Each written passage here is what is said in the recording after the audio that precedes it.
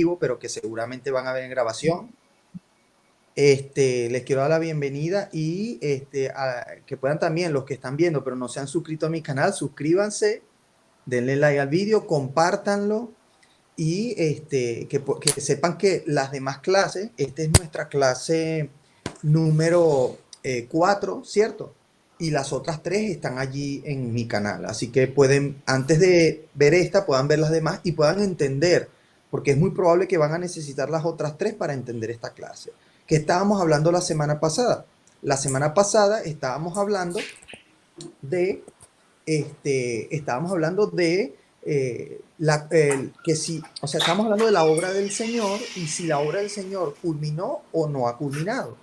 Estamos hablando de la importancia de lo que Pablo llamó las sombras proféticas y que la vemos alrededor de toda la palabra del Señor.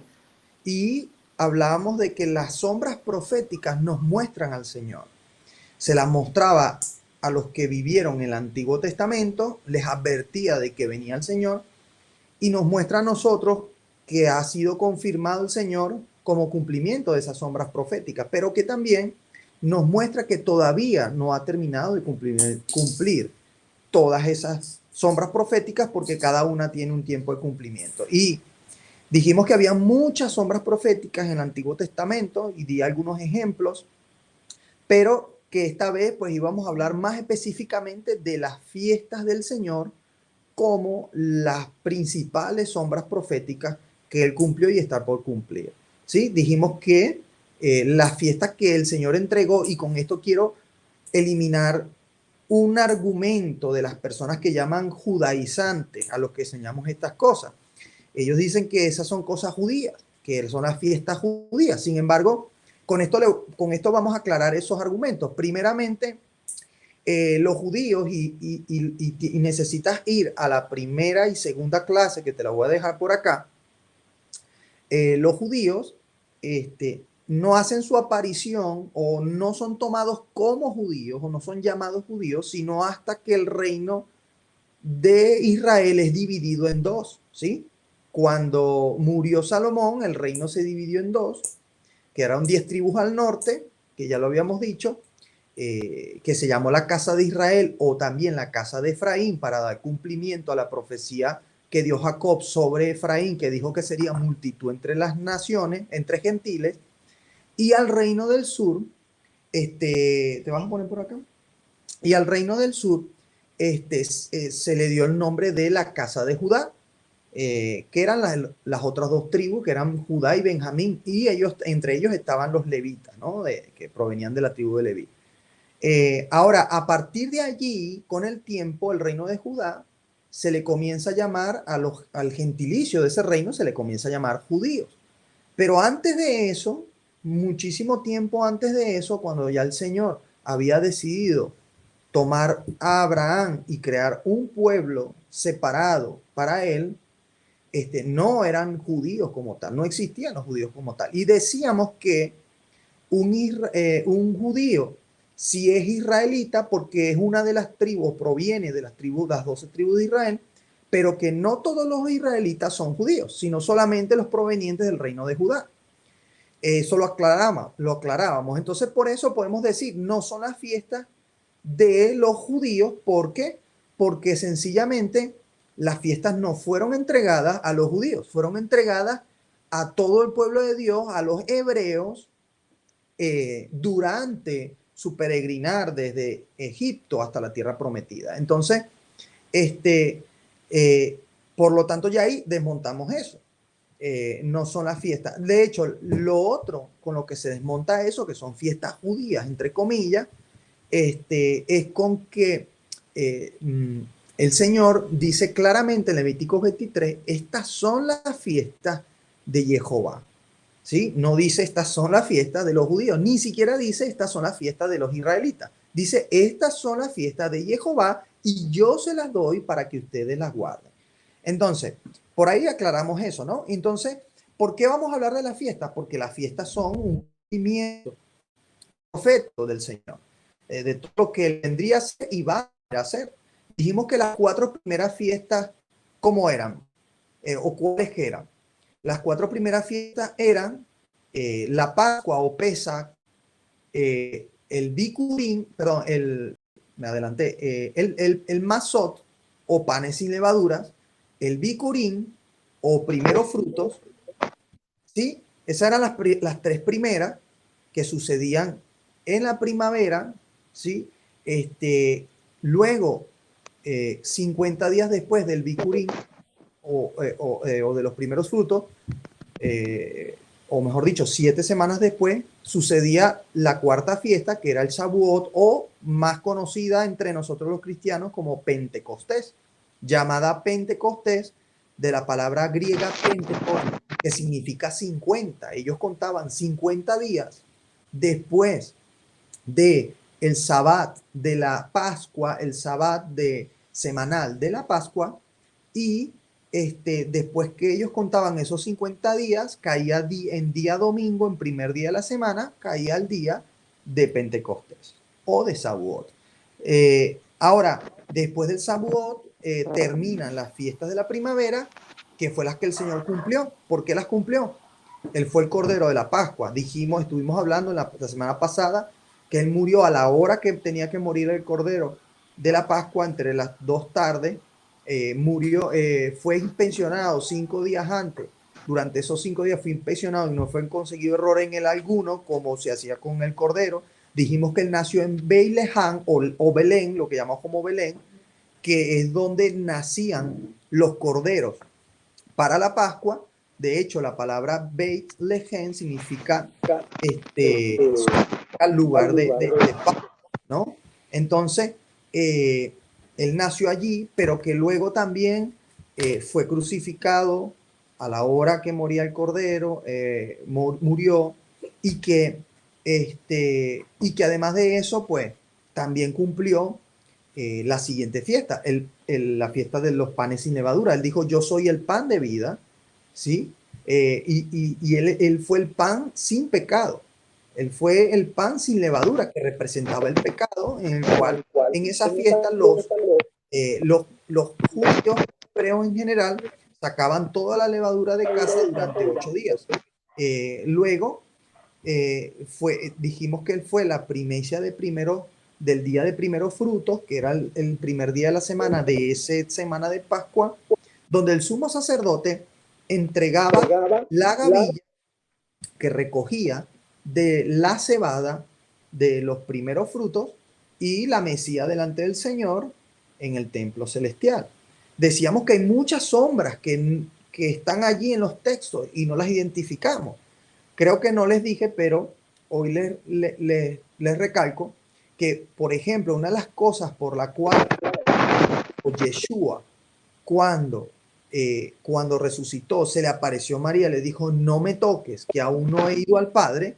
Ahí hay una clave que nos indica que le está cumpliendo una sombra profética. Le está cumpliendo el bicurín o los primeros frutos, porque el sumo sacerdote no podía ser tocado por nadie hasta que él no ofreciera los primeros frutos el primer día de la semana. El Señor, el primer día de la semana, subió al cielo y entrando en el templo celestial, ofreció los primeros frutos de resurrección. Pablo dice que Cristo fue la de los resucitados. Se refería a eso. Cuando Pablo él dice primicia resucitado, nosotros los cristianos no entendemos a qué se refiere generalmente.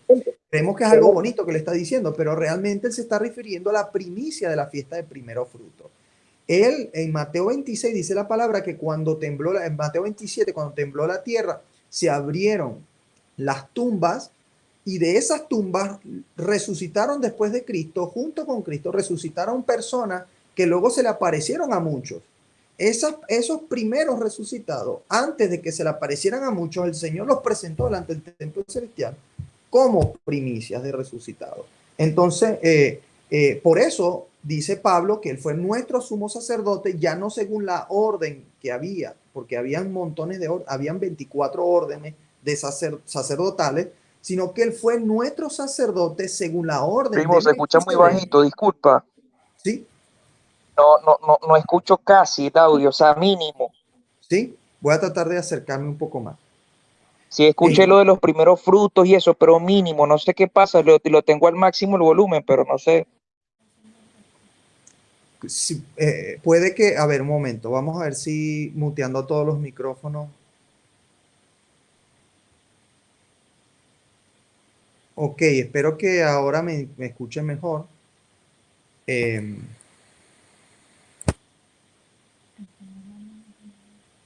vale, ok. Entonces, decía que eh, el Señor fue nuestro sumo sacerdote según la orden de Melquisedec. Entonces, bueno, eso fue, perdón, hasta ahí estuvimos hablando la semana pasada. Luego queda que hablemos de la fiesta del Shavuot o el Pentecostés.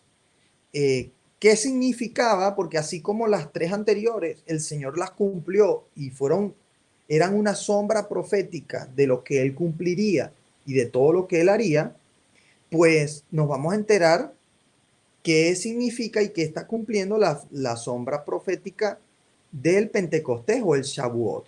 ¿Sí? Entonces, vamos a empezar por saber qué es el Pentecostés o el Shavuot. ¿Sí?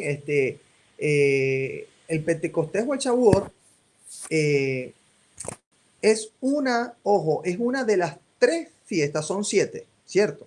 Pero es una de las tres fiestas donde estaban por ley, vamos a decirlo así, obligados, este, todo varón mayor de edad a subir a Jerusalén.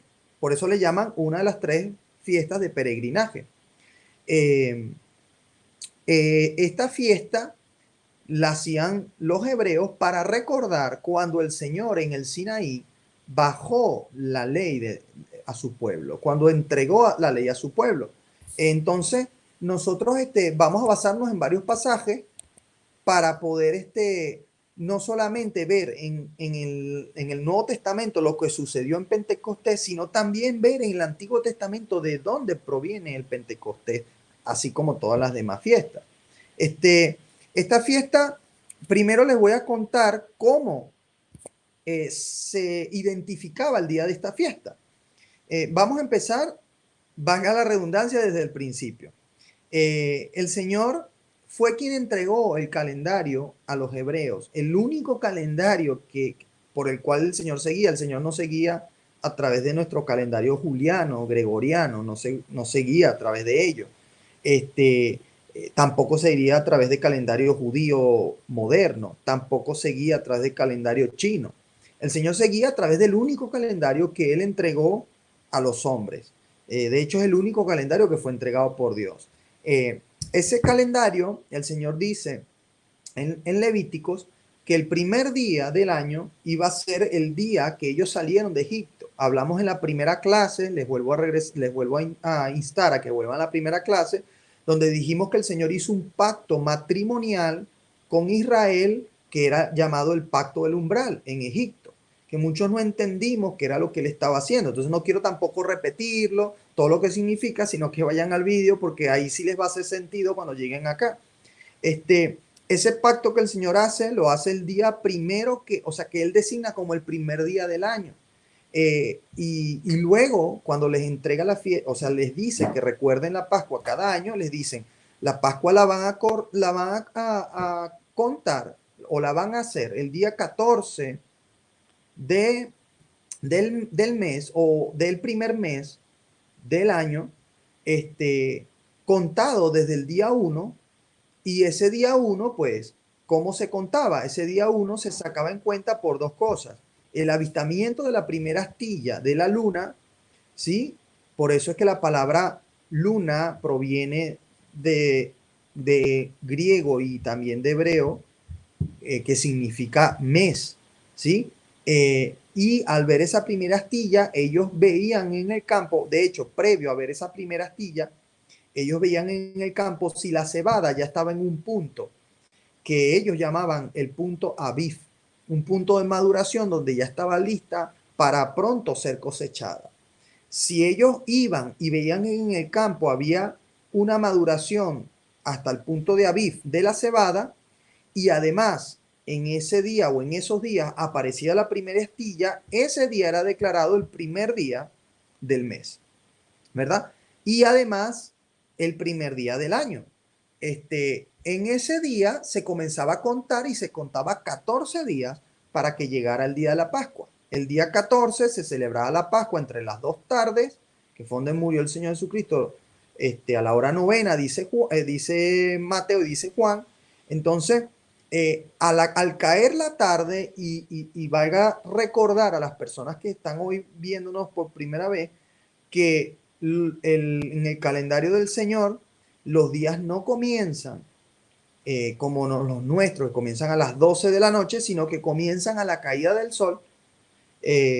Cuando se daba la Pascua a la caída del sol, entonces ya era el 15, ya empezaba la fiesta de panes sin levadura, ¿sí? Ya era el día 15. De hecho, una de las evidencias de que ya venía el día, al caer el sol, ya venía el día de los panes sin levadura, era que ese primer día de panes sin levadura, lo dice Levítico 23, iba a ser un Shabbat solemne. Para nosotros, occidentales, que solo conocemos el día sábado, pensamos que el sábado es solamente el día de la semana, ¿no? El Shabbat. Pero realmente para el Señor habían otros Shabbats, y esos Shabbats eran determinados dentro de la fiesta. El día primero de los panes sin levadura y el día octavo de los panes sin levadura iba a ser cada uno un Shabbat solemne, ¿sí? Donde exactamente se cumplía lo mismo que un Shabbat semanal. Se reposaba, no se trabajaba, no se ponía carga sobre otros, y se usaba para aprender en el Señor, para ir a la sinagoga, etc. Ese día, independientemente de que no cayera en sábado de la semana, cayera lunes, cayera martes, cayera cuando cayera, el día 15 de Nisan era un Sabbat. Por eso es que José de Arimatea va y le pide a Pilatos el cuerpo de Cristo rápidamente y le dice que se lo dé, porque necesita ir a enterrarlo antes, ponerlo en la sepultura antes de que comience el Sabbat, porque en el Sabbat no se podía tocar muertos, no se podía enterrar muertos, ni tampoco podían quedar en la cruz los muertos. Por eso es que también le exigieron a los romanos que bajaran a esos hombres de la cruz, por eso se acercaron a quebrarle las piernas, y se cumplió la profecía en el Señor que sus huesos no serían quebrados, tal cual como no podía ser quebrado los huesos del Cordero de la Pascua. Cuando fueron a ver, el Señor ya estaba muerto, cosa milagrosa, realmente sobrenatural. ¿Por qué? Y tú me dirás, bueno, pero con semejante crucifixión cualquiera hubiese muerto. Realmente no, realmente la crucifixión estaba diseñada para hacer sufrir a las personas la mayor cantidad de tiempo posible. Había gente que duraba 2 días, 3 días, hasta una semana en la cruz agonizando. La gente podía morir lentamente agonizando porque estaba hecha como un castigo doloroso, más allá que para quitarle la vida. Entonces, estos hombres, al golpearle las rodillas, caen sobre su peso, y mueren, ¿no? Sé que me estoy ahondando un poquito, pero quiero que repasemos rápidamente para llegar de nuevo al Shavuot. Empieza la fiesta de los panes sin levadura, pasan estos días de panes sin levadura, luego más adelante vamos a hablar sobre ello y vamos a ahondar sobre ello, porque lo que aprendimos fue que el Señor murió el día viernes y que resucitó un domingo, cosa que no es así. Y luego no se asusten, sé que les va a causar impacto, pero todo es bíblico. La clave está en que el Señor dijo que tal cual como el profeta Jonás, él estaría 3 días y 3 noches en la tumba, ¿sí? Y no, entre viernes y domingo no hay ni siquiera 2 días y 2 noches. Entonces, pero eso lo vamos a ahondar más allá. Pasa el Sabbat solemne, luego pasa el Sabbat semanal, y ahí sí llegaba el día del bicurín o los primeros frutos. El primer día de la semana era el bicurín. Ahí, como les dije antes, entonces el Señor tenía que ofrecer los primeros frutos. Ok, pasó los primeros frutos. ¿Qué sucedía? Se contaban 7 sabbats desde ese sabbat antes de los primeros frutos. 7 sabbats se contaban, eran 7 por 7, 49, y al domingo 50, al día 50, que era domingo para nosotros, para ellos no era domingo, ellos contaban 1, 2, 3, 4, 5, 6, 7 sabbat. Ellos, los días de ellos eran números, y solo el séptimo tenía nombre, que era sabbat. Llegado el día 50, era el día de Pentecostés, el día de la fiesta de Shavuot. De hecho, la palabra Pentecostés les dije que viene de contar 50, pero el nombre original en hebreo es Shavuot, que viene de la palabra Shavuot, que la palabra Shavuot significa semana. Y Shavuot es el plural que significa semanas. Y es semanas porque era la fiesta donde contaban semanas para llegar a ella. Ok, ya finalmente pues caemos en el Shavuot y comenzamos a hablar sobre lo que significa el Shavuot. Les dije que se conmemora que el Señor bajó las tablas de la ley y vamos a ir a leer allá en Éxodo 20. Quiero compartirles Éxodo 20, va a ser nuestra primera cita y vamos a leer del...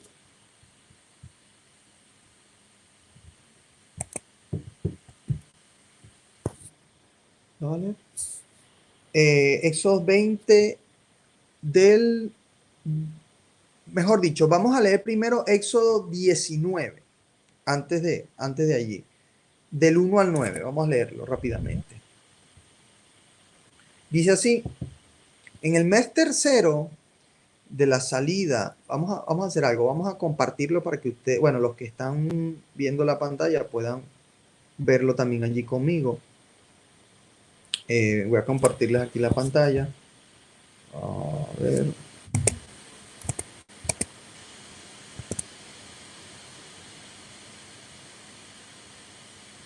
Ok, pantalla. Ok. Ok, dice así: en el mes tercero de la salida de los hijos de Israel, de Israel de la tierra de Egipto, el mismo día llegaron al desierto del Sinaí. Habían salido de Refidim y llegaron al desierto de Sinaí y acamparon en el desierto, y acampó allí Israel delante del monte. Y Moisés subió a Dios y Jehová lo llamó desde el monte y diciendo, así dirás a la casa de Jacob y anunciarás a los hijos de Israel: vosotros visteis lo que hice a los egipcios y cómo os tomé sobre las águilas, y os he traído a mí. Ahora pues diréis oído a mi voz y guardaréis mi pacto. Vosotros seréis mi especial tesoro sobre todos los pueblos, porque mía es toda la tierra. Y vosotros me seréis un reino de sacerdotes y gente santa. Estas son las palabras que dirás a los hijos de Israel. Entonces vino Moisés y llamó a los ancianos del pueblo y expuso en presencia de ellos todas estas palabras que Jehová le había mandado. Y todo el pueblo respondió a una y dijeron: todo lo que Jehová ha dicho haremos. Y Moisés refirió a Jehová las palabras del pueblo. Entonces Jehová dijo a Moisés: he aquí yo vengo a ti en una nube espesa, para que el pueblo oiga mientras yo hablo contigo, y también para que te crean para siempre. Ok, esa es la primera cita que dijimos que íbamos a leer. Luego vamos a leer Éxodo 16, que está un poco más acá, al 20. Y dice así: y aconteció que el tercer día, cuando vino la mañana, vinieron truenos y relámpagos y espesa nube sobre el monte, y sonido de bocina muy fuerte, y se estremeció todo el pueblo que estaba en el campamento. Y Moisés sacó del campamento al pueblo para recibir a Dios, y se detuvieron al pie del monte. Todo el monte Sinaí humeaba, porque Jehová había descendido sobre el fuego, y el humo subía como el humo de un horno, y todo el monte se estremecía en gran manera. El sonido de la bocina iba aumentando en extremo. Moisés hablaba y Dios le respondía con voz tronante. Y descendió Jehová sobre el monte Sinaí y sobre la cumbre del monte, y llamó Jehová a Moisés la cumbre del monte, y Moisés subió. Ok.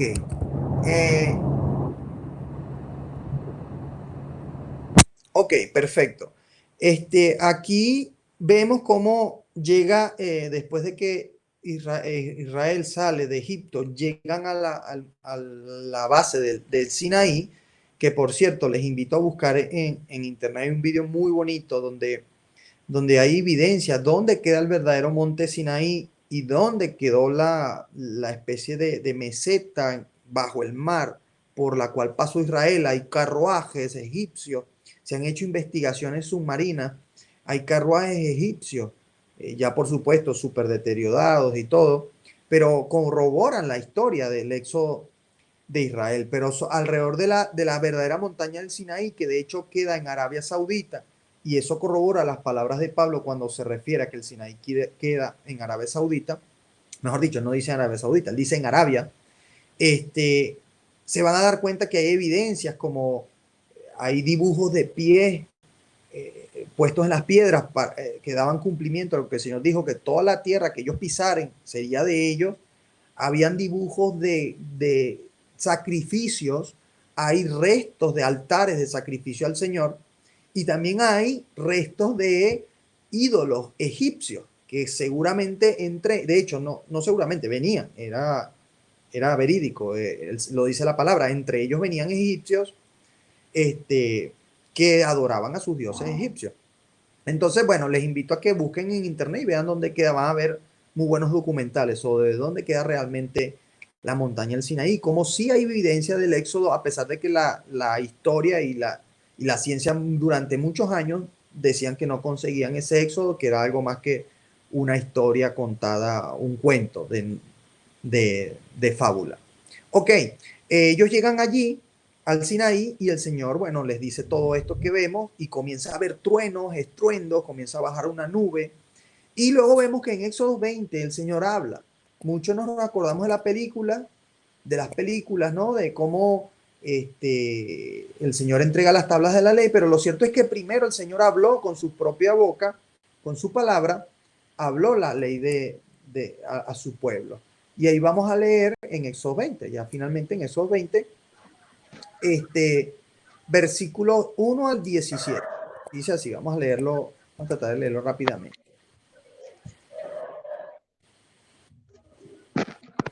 Escucha por allí una bulla. Déjame, a ver.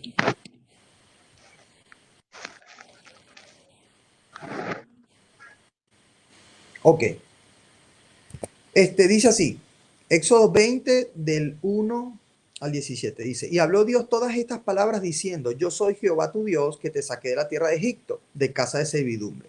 Yo quiero que usted vaya internalizando los mandamientos del Señor. Dice, no tendrás dioses ajenos delante de mí, no te harás imagen ni ninguna semejanza de lo que esté arriba en el cielo, ni abajo en la tierra, ni en las aguas debajo de la tierra. No te inclinarás a ellas, ni las honrarás, porque yo soy Jehová tu Dios, fuerte, celoso, que visito la maldad de los padres sobre los hijos hasta la tercera y cuarta generación de los que me aborrecen. Y hago misericordia a millares, a los que me aman y guardan mis mandamientos.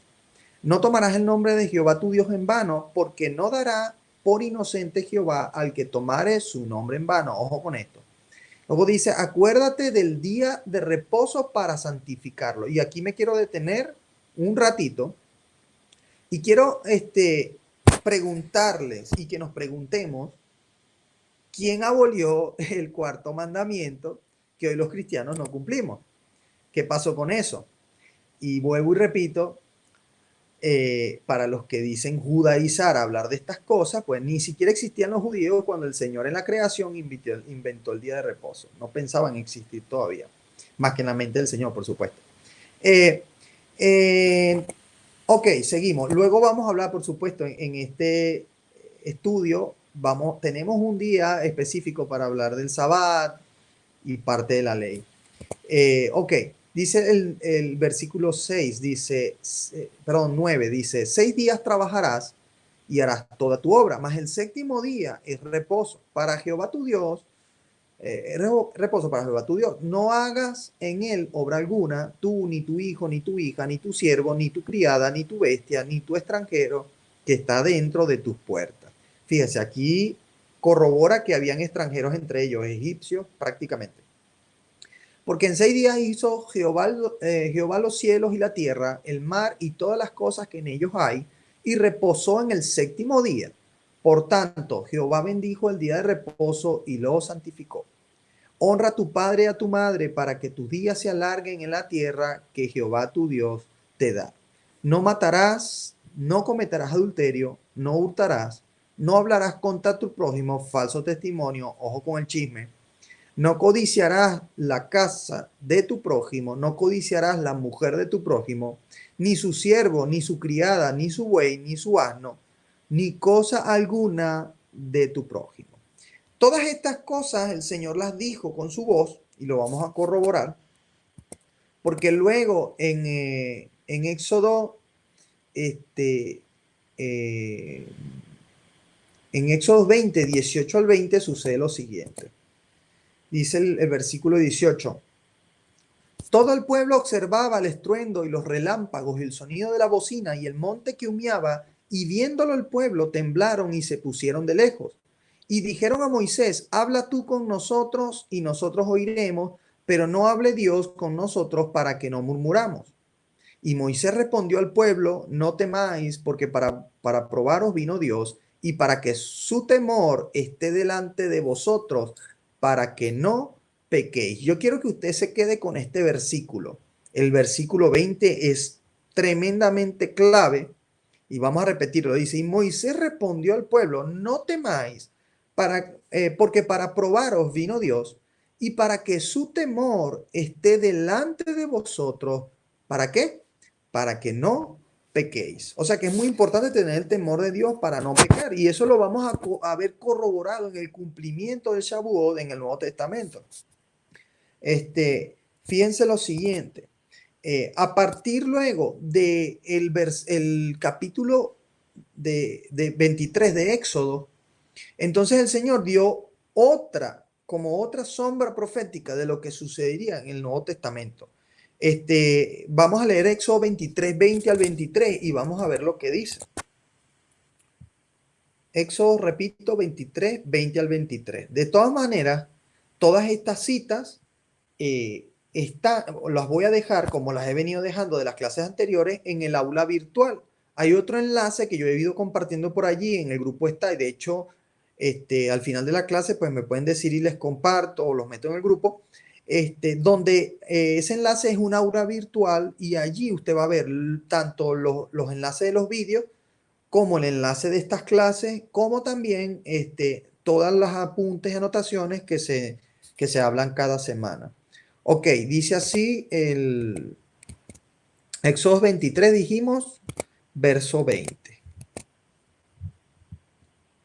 Dice, he aquí, yo envío a mi ángel delante de ti para que te guarde en el camino y te introduzca en el lugar que yo he preparado. Guárdate delante de él y oye su voz. No le seas rebelde, porque él no perdonará vuestra rebelión, porque mi nombre está en él. Pero si en verdad oyeres su voz e hicieres todo lo que yo te dijere, seré enemigo de tus enemigos y afligiré a los que te afligieren. Porque mi ángel irá delante de ti y te llevará a la tierra del amorreo, del eteo, del fereceo, del cananeo, del heveo y del jebuseo, a los cuales yo haré destruir. Ok, aquí el Señor, después que les da todas las instrucciones de la ley, vimos que el versículo 19 era casi que la última instrucción. Luego le dice a Israel, yo voy a enviar delante de ti a mi ángel, le dice, para que te guarde en el camino y te introduzca en ese lugar que yo he preparado, que era la tierra prometida. Le dice que sigan su voz, que le obedezcan, que no sean rebeldes con él. Y luego dice, porque él no perdonará vuestra rebelión. Luego vamos a ver cómo eso claramente nos habla de Yeshua, quien es el ángel de Jehová, a quien se refiere la Biblia del Antiguo Testamento. Y por muchos pasajes luego pudiéramos hacer otro estudio de cómo el ángel de Jehová o Yeshua estuvo en el Antiguo Testamento. Nos vamos a dar cuenta que el Señor siempre se hace uno con él. Habla de que su ángel da su propia palabra y de que luego ese ángel, pues, él, como dice aquí en el versículo 21, su nombre estaría en él, dice. Entonces, ¿en quién está su nombre? Luego dijo Yeshua que el que le viera a él veía al Padre y que él era uno con el Padre. Y que su nombre estaba en él. De hecho, el ángel Gabriel le dice a María que el nombre del Señor estaría en él. Entonces estamos viendo que está hablando del ángel de Jehová. ¿Por qué les hablo de esto? Porque esto es parte de todo lo que sucedió en Shavuot y se cumplió luego o se iba a cumplir luego cuando viene el momento de Shavuot o Pentecostés durante la reunión de los apóstoles. Ok. Si nos damos cuenta, hemos hablado de lo que era el Shavuot o lo que fue el momento del Shavuot en el Antiguo Testamento. Pero ahora, yo quiero que ustedes vean ese paralelismo de ese versículo que acabamos de leer, de esos versículos que acabamos de leer con el Nuevo Testamento. En Juan, vamos a buscar Juan 15:21 y se van a dar cuenta que se está hablando de lo mismo. Vamos a ver acá, Juan 15:21 dice así. Mas todo esto os harán por causa de mi nombre, porque no conocen al que me ha enviado. Si yo no hubiera venido ni les hubiera hablado, no tendrían pecado, pero ahora no tienen excusa por su pecado. El que me aborrece a mí, también a mi Padre aborrece. Y si yo no hubiese hecho entre ellos obras que ningún otro ha hecho, no tendrían pecado, pero ahora han visto y han aborrecido a mí y a mi Padre. Pero esto es para que se cumpla la palabra que está escrita en su ley. Sin causa me aborrecieron. A ver, un momento. Juan 15:21. Ok, y voy a enfocar o a repetir el versículo 21. Más todo esto os hará por causa de mi nombre, porque no conocen al que me ha enviado. Aquí el Señor estaba aclarándole a ellos que no conocían a quien el Señor había enviado, porque se habían olvidado digamos, de que Él había sido enviado desde antes, desde el mismo Antiguo Testamento. Y esto es, a ver.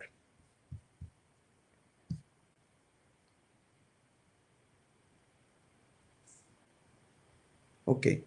Y aquí vamos a ver cómo sigue el paralelismo o comienza el paralelismo con los sucesos de Pentecostés. Vamos a ir a Hechos 2, versículo 1.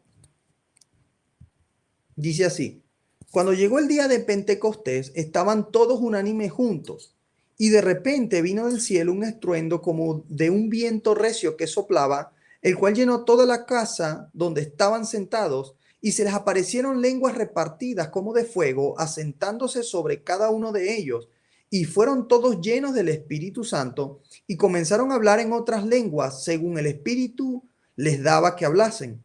Moraban entonces en Jerusalén judíos. No, vamos a dejarlo hasta aquí, ya vamos a seguir con ese siguiente versículo. Ok, fíjense, cuando dice aquí, cuando llegó el día de Pentecostés. Fíjense cómo el Señor habla aquí claramente en Mateo 5:17. No, vamos a hablar primero vamos a remarcar ese versículo, Hechos 2, pero el versículo 5, dicen que estaban, no, a ver, perdón, el 5 no, a ver, el verso, el 2:1,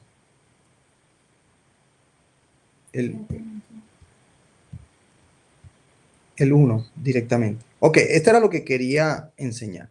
Ok, en el versículo 1 dice, en español, nos dice que cuando llegó el día de Pentecostés estaban todos unánimes juntos. Pero la palabra realmente que dice ahí en el griego, dice es que, y se los voy a mostrar, voy a compartir la pantalla para que ustedes vean cómo nosotros aquí ahondamos en los contextos, vamos al griego para ver exactamente lo que las escrituras nos quieren decir. Les voy a compartir aquí mi pantalla y vamos a ir aquí a este pasaje en griego. Ustedes mismos pueden buscar siempre corroborar las escrituras con el griego o con el hebreo para que ustedes entiendan lo que realmente se quiso decir. Porque de hecho hay muchas traducciones que tienen muchos errores hoy en día. Fíjense lo que dice aquí. Y obviamente no hace mucho sentido con el español, el orden de las palabras, porque no es el mismo idioma, ¿no? Pero más o menos usted lo va interpretando. Dice, y en el ser llenado a plenitud, el día del quincuagésimo, o sea, el día de Pentecostés, estaban siendo todos juntos sobre lo mismo. O sea, estaban todos unánimes, ¿no? Como dice ahí en español, en un mismo sentir. Pero yo quiero corroborar esta palabra, o esta frase, mejor dicho, que está aquí, ser llenado a plenitud. ¿Qué es ser llenado a plenitud? Y aquí yo quiero corroborar el ser llenado a plenitud con lo que dijo el Señor, que era ser llenado a plenitud. Vamos a ir al verso de Mateo 5:17, pero lo voy a mostrar primero en español. Vamos a ver.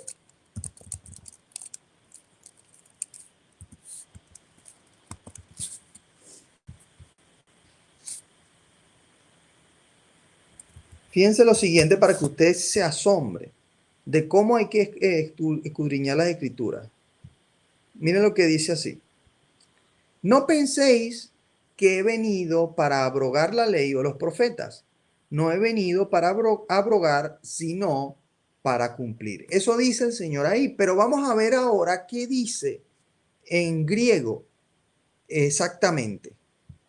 El Señor dice en griego, dice así, no penséis que vine para derribar la ley o los voceros, que eran los profetas, no vine para derribar, sino para qué? Para llenar a plenitud. El Señor vino, contrario a lo que hemos aprendido, ¿no? El Señor vino a abolir la ley fue abolida, yo vivo por la gracia, la ley ya no sirve. Pablo dijo que la ley no sirve, mucho descontextualización, luego aprenderemos de eso, que ahora es la gracia, que la ley fue clavada en la cruz, han dicho ese montón de locuras, también han dicho que la ley fue clavada en la cruz. Eso no aparece por ningún lado en las escrituras, pero bueno, lo que aparece es que lo que fue clavada en la cruz fue el acta de los decretos que había en nuestra contra. La ley no estaba en nuestra contra y no eran decretos en nuestra contra. Los decretos que había en nuestra contra eran exactamente en un juicio. Los decretos que hay en nuestra contra son aquellas cosas por las que somos culpables, de que éramos culpables de infracción de la ley, y los decretos que ven en nuestra contra, además de ser culpables, era que la paga del pecado es muerte, por lo tanto nos merecíamos, o sea, nuestra condena era muerte. Eso era lo que estaba en nuestra contra y fue clavada en la cruz. Ahora, volviendo a lo que dice el Señor aquí, no he venido a abolir la ley, sino a llenar a plenitud. Y me llama mucho la atención que luego en Hechos capítulo 2, dice que estaban los discípulos en el ser llenado a plenitud. Eso quiere decir que ellos allí estaban unánimes, juntos, como dice ahí, en la ley del Señor, cumpliendo la ley del Señor. ¿Por qué? Porque mucho más, si cumplían el resto del año la ley del Señor, mucho más el día que celebraban que el Señor había bajado la ley a su pueblo. Entonces, vamos a seguir leyendo el libro de los Hechos. Ok, voy a dejarles de compartir aquí para que no se... Ok, sigamos acá. ¿Me siguen? Hacemos una pausita así rapidito para saber si me siguen, para ver si hasta aquí tienen alguna duda o algo. Que alguien que tenga una duda. No comentarios, sino dudas. Voy a activarles para que puedan.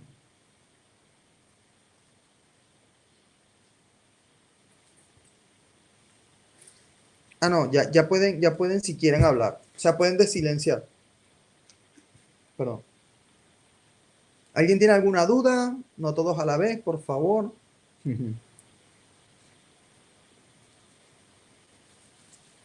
¿Siguen allí o andan un poquito? ¿O estoy solo? Todo claro, todo claro. Aquí estamos. Aquí estamos, pastor. Yo estoy en la duda.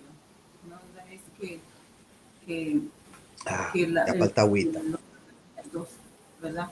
Que los mandamientos que impuso Dios, la ley de Dios, la ley de Moisés, para mí fue que cuando él fue la primera vez que él puso esos mandamientos. Pues. Pero mucha gente quiso que cambiáramos, mucha gente pecaban demasiado, entonces Dios mandó a su hijo. Y para cambiar, por lo menos para perdonar nuestros pecados por medio porque eso fue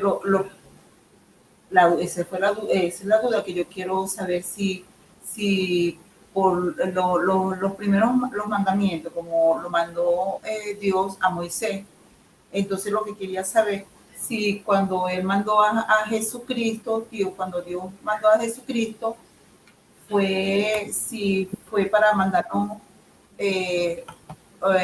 lo mismo de los mandamientos o si no otros, por ejemplo, a Jesucristo. Ya, sí, te entiendo. Bueno, mira, fíjate, durante mucho tiempo nosotros hemos heredado, porque realmente los protestantes no tenemos una doctrina, digamos, que haya sido originaria. Realmente nosotros heredamos la doctrina de Roma, básicamente. Sí, de hecho, el primer protestante, Martín Lutero, él era un obispo de Roma, o vamos a decirlo, no de la ciudad de Roma. Él era alemán, pero era un obispo de Roma en cuanto a la iglesia, ¿no? Entonces, nosotros heredamos básicamente la doctrina de ellos, pero es necesario ahondar e identificar las cosas que efectivamente son positivas, que hemos heredado de ellos, pero también las cosas que son negativas y que no son la verdadera enseñanza del Señor. Entonces, ciertamente durante mucho tiempo se nos ha enseñado que el Señor Jesucristo vino a morir para abolir la ley, para que ya tú y yo no cumpliéramos la ley y para que viviéramos según quisiéramos, ¿no? O como dicen, según la gracia, pero la gracia malentendida, porque créeme que, créeme que defiendo plenamente a cabalidad que hemos sido salvos por gracia. Ojo, salvos por gracia. Es evidente que por la ley nadie puede ser salvo. Es evidente que no cumplimos la ley para ser salvos. Sin embargo, vamos a ir durante todo este estudio identificando, y es muy buena tu pregunta, de hecho, porque justo eso es parte de lo que vamos a ir hablando en el estudio y hoy vamos a tocar un poquito, pero no tanto porque no lo quiero alargar mucho. Efectivamente, si la ley fue abolida o no, si el Señor vino a abolirla o vino a afirmárnosla y enseñárnosla. Hemos leído el primer pasaje que aparentemente nos deja ver que no fue abolida. El Señor dijo, yo no he venido a abolir o a abrogar o a derogar la ley y los profetas, ¿no? La ley y los profetas, sabemos que el Tanakh o el Antiguo Testamento estaba compuesto por ley, que era Torá.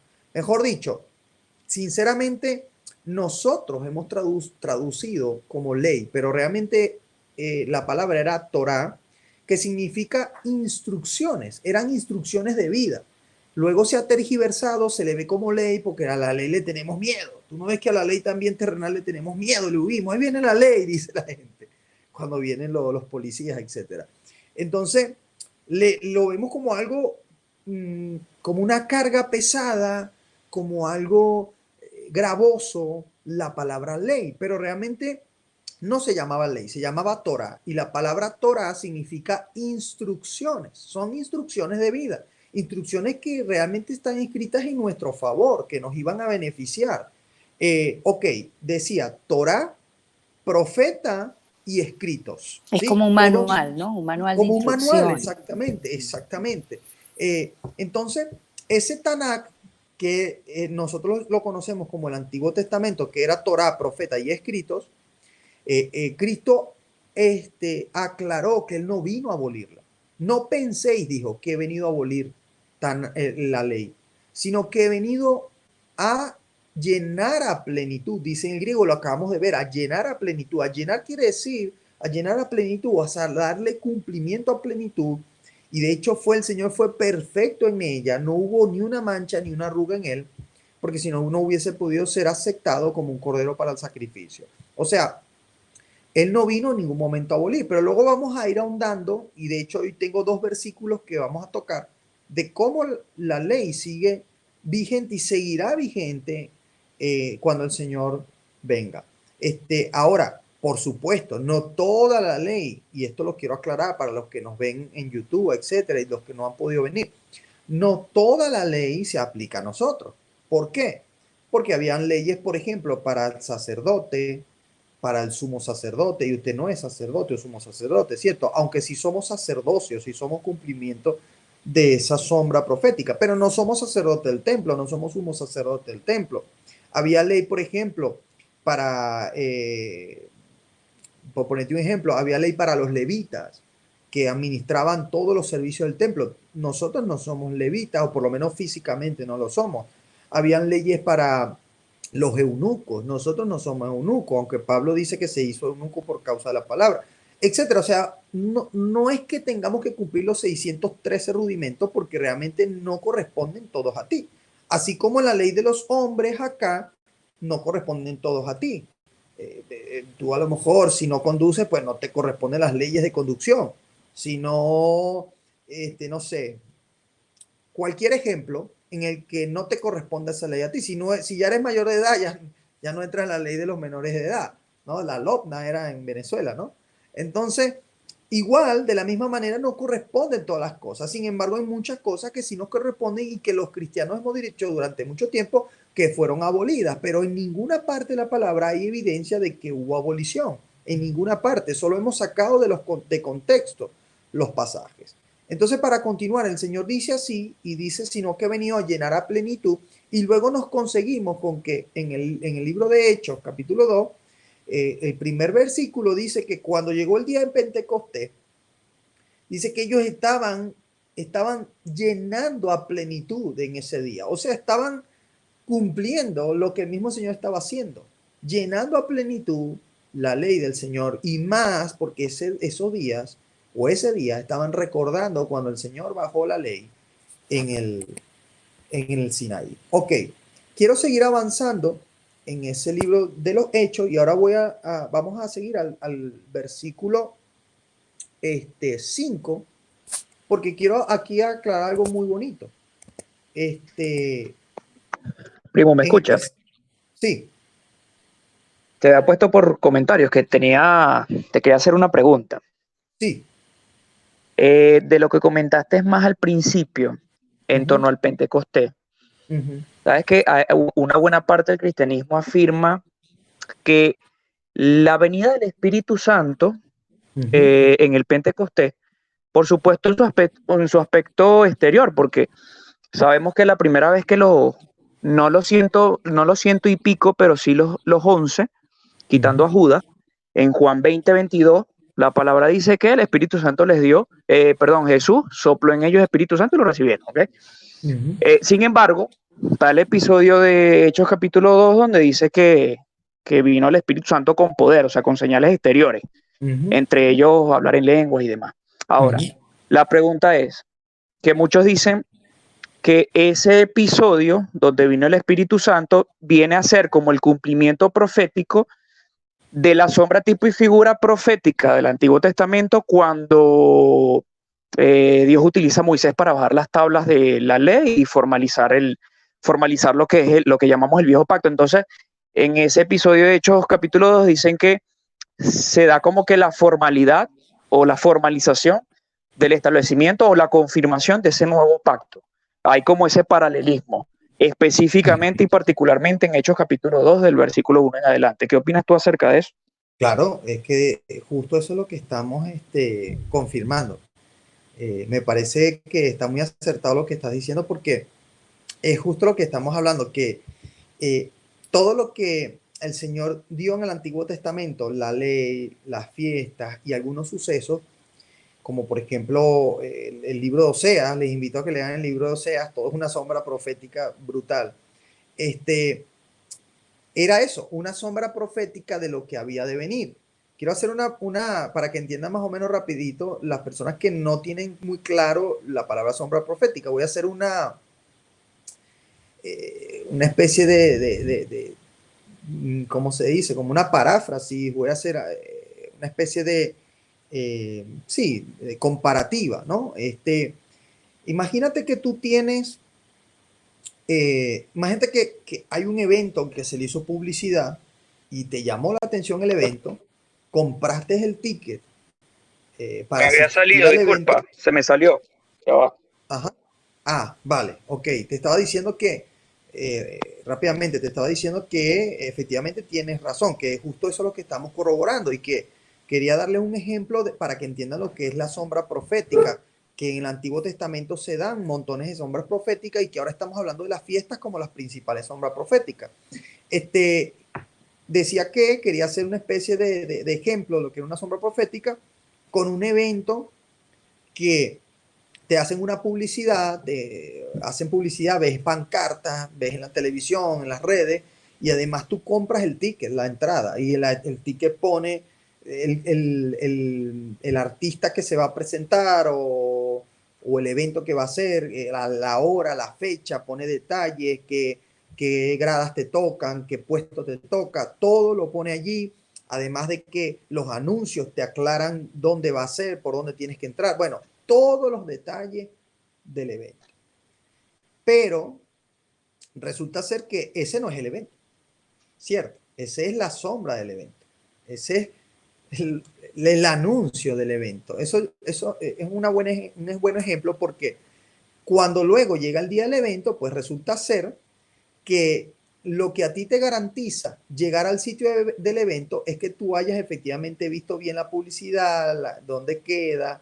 Algunos eventos le ponen incluso un mapita para que sepas cómo llegar, métete por aquí después que te bajas en el bus o que te bajas en el metro. Entonces, todas esas cosas te aseguraron llegar al evento, pero también el ticket te aseguró entrar al evento. Pero ¿qué pasa? Una vez dentro del evento, tú puedes decir, bueno, ya estoy en el evento, voy a tirar el ticket, me voy a olvidar de todo lo demás. Pero resulta que no. Resulta que si tú tiras el ticket, puede pasar un guardia y puede empezar a buscar personas que se hayan podido colar en el evento y comienza a preguntar a todos, muéstrame tu ticket, muéstrame tu ticket, muéstrame tu ticket. Y si no tienes ticket, vas afuera del evento.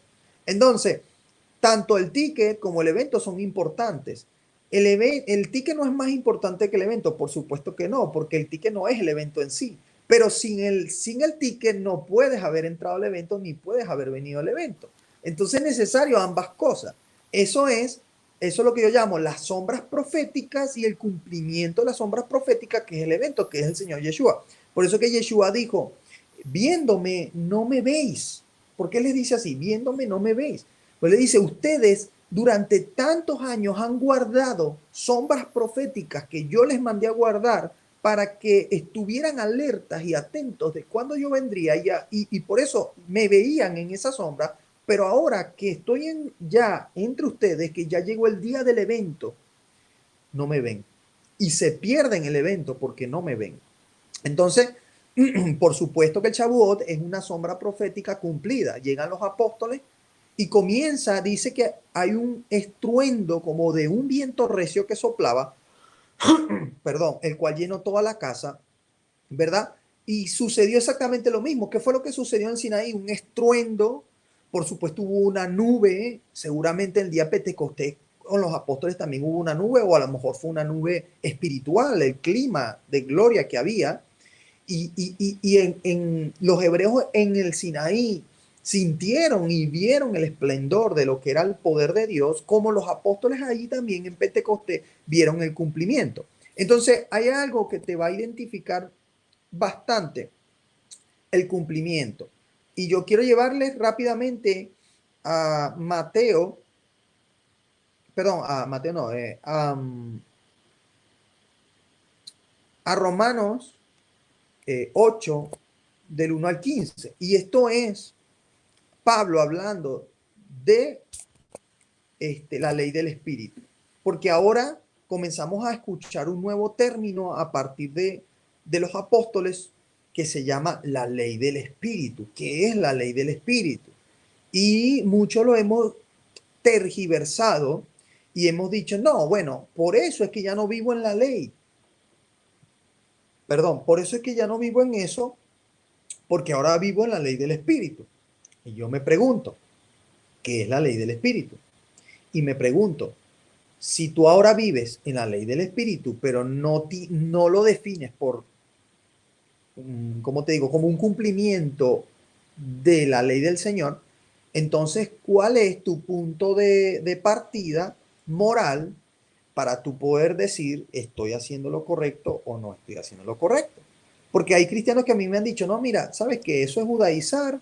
Levi, Olvídate. ¿puedo Sí, hacer una pregunta? sí. Y disculpa, pero ajá, yo entiendo todo lo de la ley, Ujú, pero si hay un libre albedrío, ¿no? ujú, Que Dios lo dejó así, pues para que la ujú, persona tome la decisión, aún sabiendo lo que son las leyes, los mandamientos, ¿verdad? ujú, ujú. Si es así o estoy errada. No, por supuesto, pero el libre albedrío, ojo, no quiere decir, el libre albedrío o la libre elección, eh, no quiere decir que aún viviendo nosotros como queramos en ese libre albedrío, eh, vamos digamos, a estar en la voluntad del Señor o a estar haciendo lo que el Señor quiere que hagamos. No, de hecho, un ejemplo de libre albedrío es justamente hacer todo contrario a lo que el Señor quiere. La gente que estaba en el arca, mejor dicho, fuera del arca de Noé, burlándose de Noé y viviendo su vida en perdición, porque la Biblia dice que en esos días había mucha perdición de la tierra y Ujú. como en los días de Noé va a ser cuando venga el Señor, exactamente, que todos estarán en perdición. Esa la gente tuvo su libre albedrío, tomó su elección Claro, fue ir en contra de Dios. Entonces, efectivamente siempre tenemos el libre albedrío, no estamos obligados a, a cumplir los mandamientos del Señor, pero, pero sí debemos hacerlo porque si no no lo tenemos hacemos, que hacerlo, o claro, sea, es porque obedecer, pues es la obediencia que entra allí. exactamente, precisamente nadie está obligado, pero la consecuencia es que para aquellos que corrompen, la Biblia, Pablo dice, si transgrediéramos la ley de Dios voluntariamente, ya no queda perdón por los pecados. Ojo, y no quiero tergiversar, porque muchos dirían, no, no dice así. Dice es si pecaremos voluntariamente y no tiene nada que ver con la ley de Dios. Pero ¿qué dice la Biblia? De hecho, creo que lo vimos en la clase número 2, ¿cuál es la definición del pecado? Creo que en la 1. La definición del pecado es, según las escrituras, dice, el que quiebra el pecado, el que viola la ley, ha pecado. Mejor dicho, se los voy a leer textualmente. Aquí tengo los apuntes.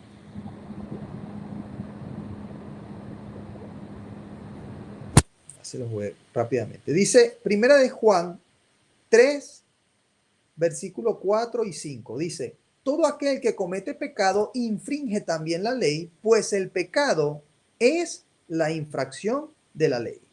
Y sabéis que Él apareció para quitar nuestros pecados y no hay pecado en Él.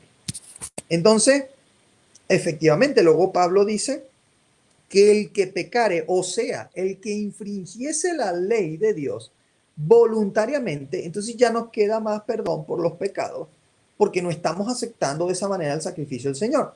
Se lo voy a poner de esta manera más o menos para que lo entiendan. Imagínate que tú has cometido un delito grave, imagínate que estás en Un crimen, pues. sí, imagínate que estás en un estado de Estados Unidos donde hay pena de muerte y tú has asesinado a alguien, has cometido un crimen que, que el veredicto sobre ti es la pena de muerte. Pero tú imagínate que, no sé, por X razón, cosa que obviamente no sucede en las leyes de Estados Unidos, pero por alguna razón algún loco llega y dice, yo me ofrezco para morir yo y no lo maten a él. Imagínate que el juez accede y el jurado accede. Dice, bueno, está bien, vamos a acceder. Aquí el Señor está diciendo que va a morir por ti, vale. Y efectivamente te absuelven a ti. No quiere decir que seas inocente, sigues siendo culpable, pero te absuelven y llevan a la silla eléctrica, que ya no existe, a la silla eléctrica al otro. Entonces, ¿qué pasa? Una vez que te absuelven y sales libre a la calle, eso quiere decir que porque porque te absolvieron, el juez te absolvió, porque otro se puso en tu lugar, quiere decir que puedes seguir asesinando. No, bueno, ya me absolvieron, yo ahora voy y puedo asesinar libremente porque ya me absolvieron. ¿Quiere decir eso? Claro que no.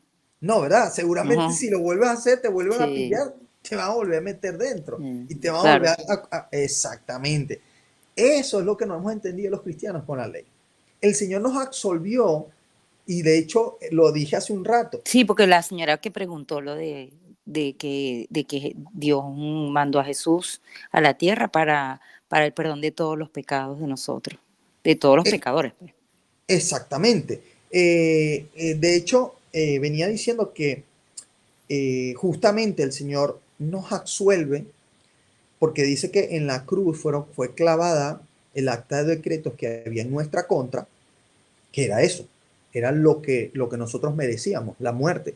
Y nos absuelve, pero no nos absuelve para que vayamos y sigamos pecando, no, nos absuelve para que ahora vivamos conforme Él quiere que vivamos, y es lo que vamos a hablar, conforme a la ley del Espíritu. ¿Qué es la ley del Espíritu? El Espíritu es el que viene a poner dentro de ti la ley y a dar cumplimiento a lo que dice Jeremías 31:31, que dice, vienen días en los cuales daré un pacto renovado a la casa de Israel y a la casa de Judá, en el cual pondré mi ley en su mente y su corazón. ¿Quién iba a ser el instrumento de poner la ley del Señor en nuestra mente y nuestro corazón?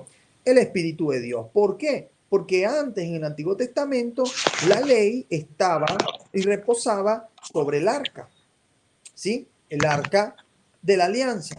Y habían copias de la ley en las sinagogas, pero era muy poco probable que la gente pudiera tener acceso libremente a la ley del Señor. Entonces, él cumple eso y dice, vienen días en los que daré la ley. Espera que hay alguien por ahí.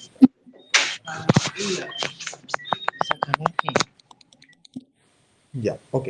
Dice, vienen días en los que daré mi ley en su mente y en su corazón. Y eso lo cumple cuando el Espíritu Santo o el Ruach HaKodesh baja en Shavuot o en Pentecostés en medio de los apóstoles. Ok, dije que íbamos a leer, ya estamos llegando poco a poco al final.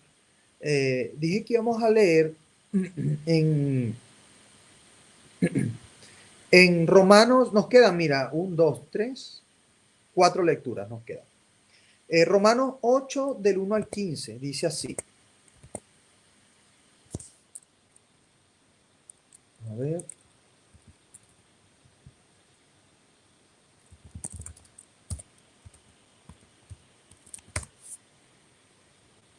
Dice así, ahora pues, ninguna condenación hay para los que están en Cristo Jesús, ¿sí? Los que no andan conforme a la carne, sino conforme al Espíritu. Porque la ley del Espíritu de vida en Cristo Jesús me ha librado de la ley del pecado. Ojo, aquí no dice que nos ha librado de la ley de Dios, dice que nos ha librado de la ley del pecado y de la muerte.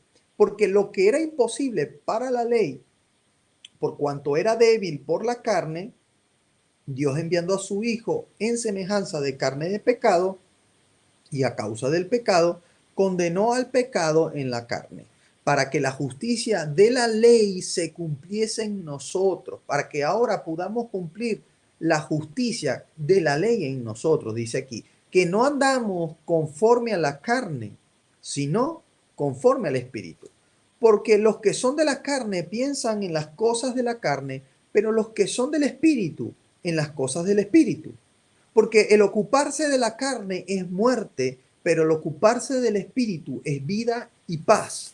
Por cuanto los designios de la carne son enemistad contra Dios, porque no se sujetan a la ley de Dios ni tampoco pueden. Y los que viven según la carne no pueden agradar a Dios. Yo quiero hacer detención en el versículo 7 y versículo 8.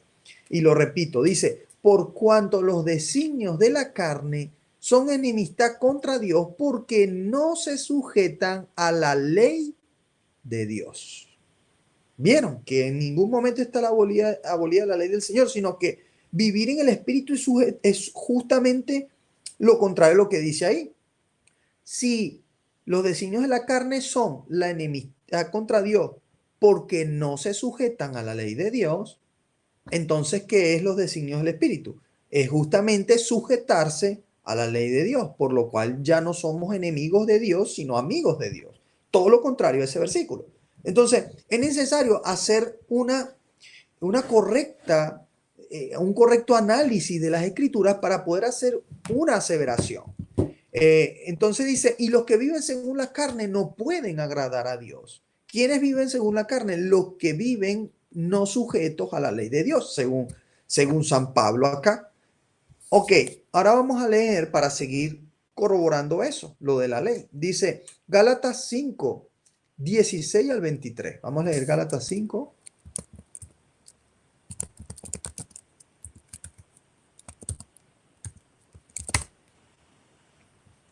Dice así, digo pues, andad en el espíritu y no satisfagáis los deseos de la carne.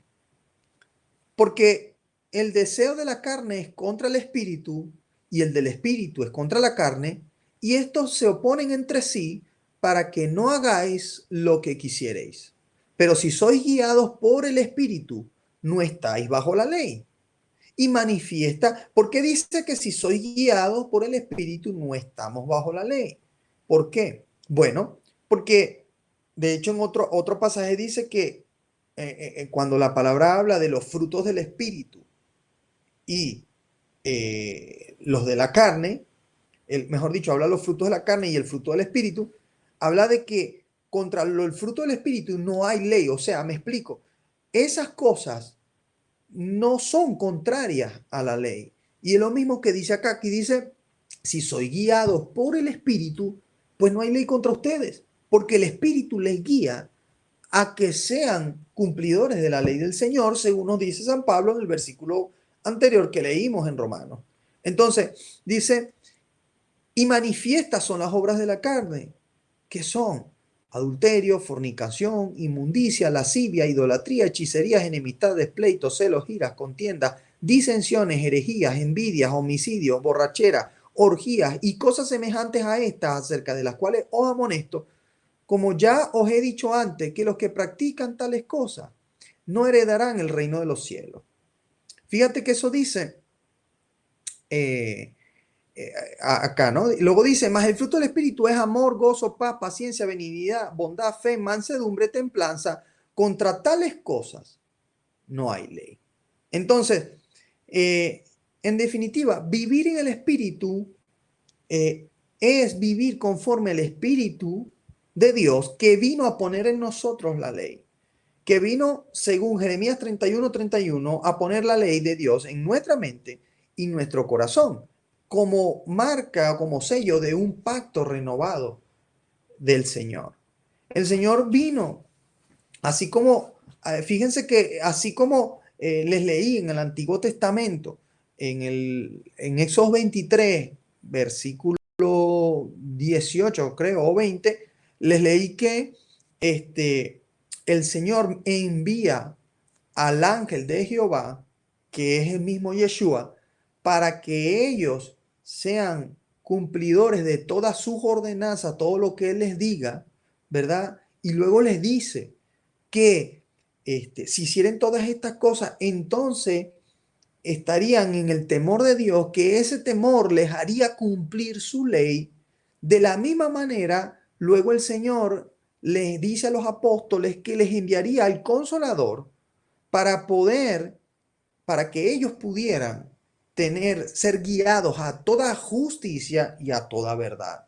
Entonces, es un mismo cumplimiento de una sombra profética.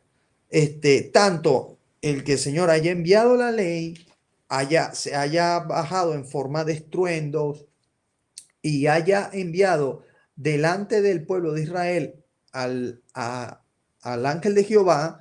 Todo eso era un cumplimiento profético de lo que sucedería cuando el Señor vendría, que también en Pentecostés baja como un estruendo, suceden cosas poderosas y además envía el Señor al Ruach HaKodesh, al Espíritu Santo, que les había prometido que les enviaría para que les guiara a toda justicia y a toda verdad. Y ya hemos visto que efectivamente Pablo no se está oponiendo a la ley, sino al contrario, está diciendo que los que practican la ley, mejor dicho, que dice que los que pecan infringe la ley y que dicen que los que viven según la carne son aquellos que infringen la ley y que de esa manera son enemigos de Dios, dejándonos claros que los que viven según el Espíritu son los que no infringen la ley, sino que guardan los mandamientos del Señor.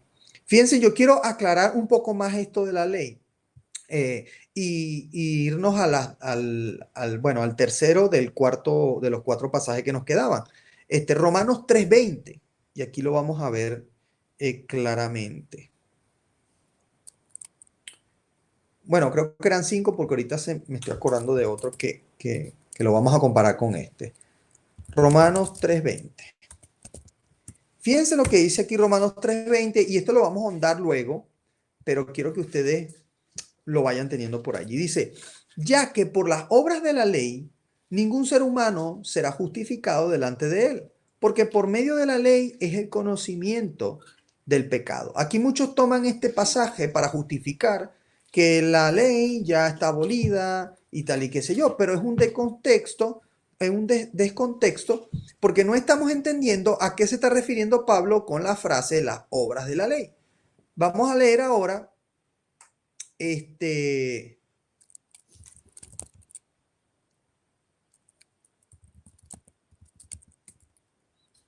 vamos a leer acá un momento. Déjame rápidamente hacer algo acá. Un segundito.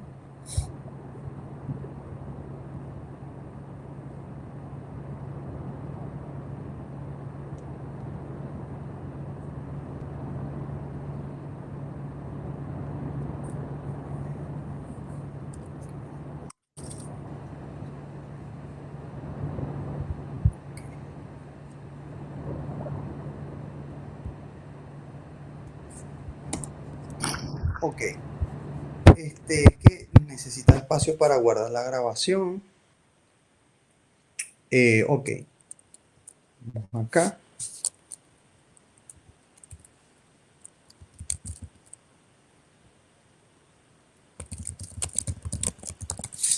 A ver.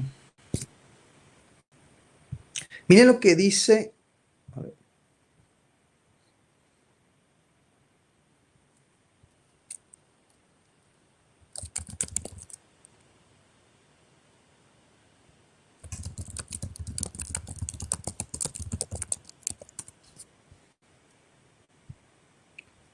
Dice Romanos 2:13, porque no son los oidores de la ley los justos ante Dios, sino los que cumplen la ley, estos serán justificados. Ahora, mi pregunta es, ¿se está contradiciendo Pablo entre Romanos 2:13 y Romanos 3:20? Volvamos a leer Romanos 3:20. Dice, porque por las obras de la ley ningún ser humano será justificado delante de él. Entonces, pero luego en Romanos, volvemos otra vez al 2:13, dice, porque no son los oidores de la ley los justos ante Dios, sino los que cumplen la ley, estos serán justificados. ¿Se contradice Pablo? Bueno, yo les quiero comenzar a tocar algo que luego ahondaremos cuando entremos a hablar profundamente de la ley, pero aquí si detallamos, si somos estudiosos detallistas de la palabra, nos vamos a dar cuenta que en Romanos 3:20, Pablo dice que por las obras de la ley nadie será justificado. Mientras que en Romanos 2:13 no dice obras de la ley, dice que los justificados son los que cumplen la ley. Pues resulta ser que si nos damos cuenta de esta frase, obras de la ley, vamos a ver que en el Nuevo Testamento Pablo hace mención 7 veces de esta frase, obras de la ley, diferente de cuando habla de la ley. Y ahí tenemos que darnos cuenta que efectivamente son cosas diferentes. Pablo se está refiriendo, de hecho, en el griego, lo que realmente dice es la frase obra de ley. Y la frase obra de ley se refería a la ley escrita. Yo no sé si usted sabía, pero en el Nuevo Testamento vemos una especie de antagonismo entre la ley del Señor y la ley que daban los fariseos y escribas. De hecho, el Señor siempre le decía a las personas que no se fiaran de las palabras de los fariseos, porque ellos enseñaban cosas o sea, decían que habían cosas que ellos enseñaban que eran mandamientos de Dios cuando realmente eran doctrinas de hombres. Y de hecho el Señor no violó ni una sola parte de la ley de Dios, pero sí que violó mandamientos fariseicos de ese momento. Por ejemplo, el día que él sanó a un hombre de paralítico en el Sabbat, normalmente nosotros creemos que los fariseos estaban molestos, enfadados con él, perdón, por haber sanado en el Sabbat. Realmente no era por eso, era por lo que luego hizo, que englobó ese milagro que él hizo. Él le dijo el cojo, toma tu lecho y anda. Y había una ley fariseica en la que no se podía, estaba prohibido cargar lecho en el día del Sabbat. Pero así había muchas otras. Por ejemplo, vemos que los fariseos tenían un ritual de lavarse las manos, y no es el lavarse las manos con jabón así como hacíamos, sino que era un ritual donde cogían la jarra y se lavaban con una mano la otra, luego con la otra repetían, era un ritual. Y este ritual de lavarse las manos, el Señor no lo cumple. Y los fariseos le preguntan al Señor que por qué sus discípulos y él no cumplían el ritual, las enseñanzas, dicen ellos, las enseñanzas de los ancianos. Y esas enseñanzas de los ancianos no eran más que enseñanzas fariseicas que los fariseos habían añadido, a los cuales el Señor llamó la levadura de los fariseos. Era lo que ellos añadían a la ley del Señor. Y la ley del Señor dice que no puede ser ni añadida ni quitada. En hebreo, la palabra para esas añadiduras era la palabra takanot, que eran mandamientos de ellos. De hecho, hay un pasaje, y eso lo vamos a ahondar luego más adelante, pero rápidamente se lo voy a mencionar. Hay un pasaje donde el Señor dice, en la cátedra de Moisés se sientan los escribas y fariseos, todo lo que ellos os digan, hacedlo, mas no hagan como ellos hacen, porque ellos dicen y no hacen. Luego, después de ese pasaje, vemos otro pasaje más adelante, como el Señor le dice al pueblo que no hagan lo que los fariseos dicen. Entonces, ¿será que el Señor se está contradiciendo? También le pasa, o aparentemente le pasa como a Pablo, se está contradiciendo, porque primero dice, hagan lo que dicen los fariseos, pero luego dicen, no hagan lo que dicen los fariseos. ¿Qué pasa aquí? Se está contradiciendo, se olvidó lo que dijo al principio, se le fueron los tapones. Pues realmente no. Si ahondamos en el contexto de lo que rodea el pasaje, en este caso el contexto litúrgico, cultural y religioso, nos vamos a dar cuenta que el Señor, cuando dice en la cátedra de Moisés, se estaba refiriendo a la silla de Moisés que estaba en las sinagogas. En las sinagogas había una silla llamada la silla de Moisés, y desde esa silla estaba prohibido decir cualquier opinión, cualquier palabra, cualquier interpretación propia de las escrituras. Lo único que se podía hacer era leer textualmente la Torá y los profetas. Era lo único que tú podías hacer allí. De hecho, era imposible que pudieras dar alguna interpretación o alguna opinión allí, porque inmediatamente te iban a sacar, no te iban a prestar atención. Entonces, ¿qué pasa? Los fariseos, cuando se sentaban en esa silla, en la cátedra de Moisés, en la sinagoga, enseñaban solamente lo que leían de la Torá, y como para el pueblo, dijimos hace un rato, era muy poco accesible tener la Torá, no como hoy en día que nosotros podemos tener la Biblia hasta en el móvil, en aplicaciones. Entonces, el pueblo no sabía qué seguir, porque al final el pueblo tenía que guiarse de los mandamientos de los fariseos. Y si los fariseos estaban metiendo gato por liebre con mandamientos que ellos inventaron, entonces no había manera de que ellos supieran la ley verdadera del Señor. Y es por eso que el Señor le dice al pueblo, bueno, usted quiere saber una manera de saber cuál es la verdadera ley del Señor. Pues lo que los fariseos enseñen cuando están sentados en la silla de Moisés, eso que ellos dicen, háganlo. Porque ahí están enseñando solamente la ley del Señor. Ven lo importante de hacer el contexto de lo que está sucediendo en los pasajes. En cambio, luego dice, mas no hagan conforme a sus obras, porque ellos dicen en la silla de Moisés, pero luego no hacen, sino que hacen lo que les da la gana. Eso es lo que les está diciendo. Y luego vemos pasajes más adelante, por supuesto, que les vuelve a decir, no hagan lo que ellos enseñan. Ahí sí lo que ellos enseñan en otros lados y en general. Entonces, es necesario que nosotros entendamos que el Shavuot, volviendo al tema central de hoy, el Pentecostés es tan importante, es una fiesta tan importante porque digamos que da cumplimiento a esa sombra profética donde el Señor baja su ley y esta vez lo hace a través del Espíritu de Dios que mora en nosotros y que nos dice que debemos vivir conforme a sus mandamientos, a sus ordenanzas. Primera de Juan, hay un pasaje que dice que sabemos que los que aman a Dios son aquellos que guardan sus mandamientos y sus mandamientos no son gravosos. Si me amas, dice el Señor, guardas mis mandamientos. ¿Sí? Y bueno, llegamos así al último pasaje que vamos a leer, que son las consecuencias de Pentecostés. En Hechos 2, verso 14, vamos a leer Hechos 2, verso 14, ya casi estamos terminando. Del 14 al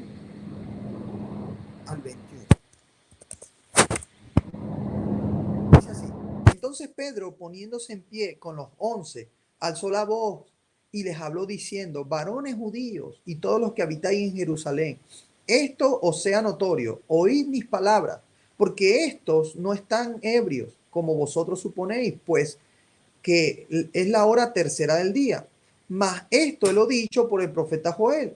Y en los postreros días, dice el Señor, derramaré mi espíritu sobre toda carne, y vuestros hijos y vuestras hijas profetizarán, y vuestros jóvenes verán visiones, y vuestros ancianos soñarán sueños. Y de cierto, sobre mis siervos y sobre mis siervas en aquellos días, derramaré mi espíritu y profetizarán y darán prodigios arriba en el cielo y señales abajo en la tierra, sangre y fuego y vapor de humo.